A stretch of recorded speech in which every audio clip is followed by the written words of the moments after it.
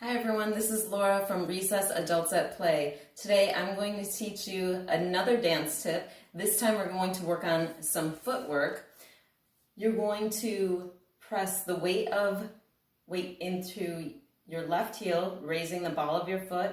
At the same time, you're then going to press your weight into the ball of this foot, raising the heel. You're going to bring it back down to center, and then you're going to switch your weight. So now you're pressing into the ball of this foot and the heel of your opposite foot.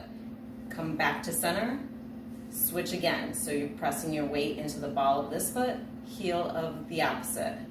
Come on back down to center, lift, press into those feet and lift, press, lift. And then you can speed it up from there with that footwork.